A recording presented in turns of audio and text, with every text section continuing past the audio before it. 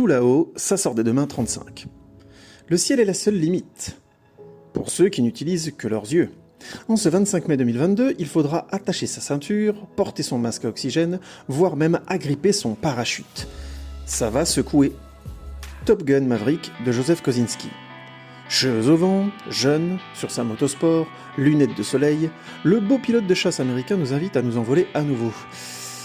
30 ans plus tard. Et surtout, pourquoi faire? De nouveaux loopings? Pourquoi pas?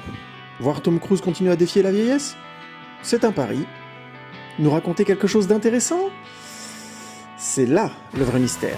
La fascination du soldat réganien n'est plus ce qu'elle était. Et surtout, Joseph Kosinski est un excellent créateur de belles images et d'ambiance, mais un raconteur d'histoires souvent creuses.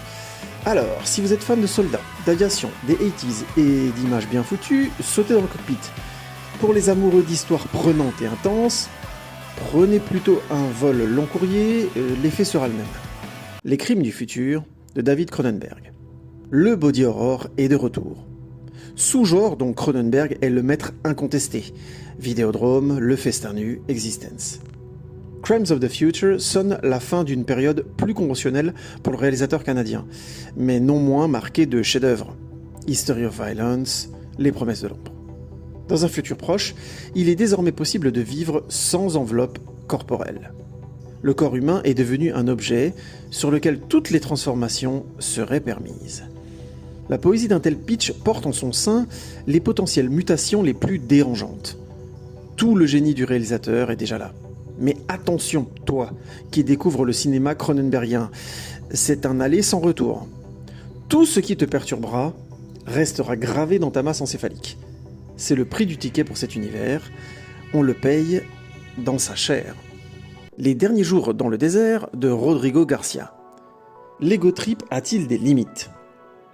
Tout comme Willem Dafoe avait plombé sa carrière avec l'essai de Scorsese le plus polémique, La dernière tentation du Christ, Ewan McGregor se part à son tour des défroques de notre Seigneur et Christ roi, j'ai nommé Jésus de Nazareth, dans une adaptation libérée de la Bible de son exil seul dans le désert. Se posant dès son titre comme une œuvre mystique, ce film interloque dans notre époque de scepticisme et de mise en doute profond de la foi.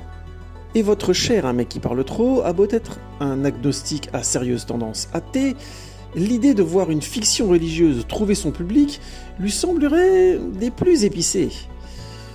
Et si de nos jours, nous n'avions besoin que de retrouver un peu de ciel bleu? Et vous, vers quel ciel voulez-vous décoller cette semaine ?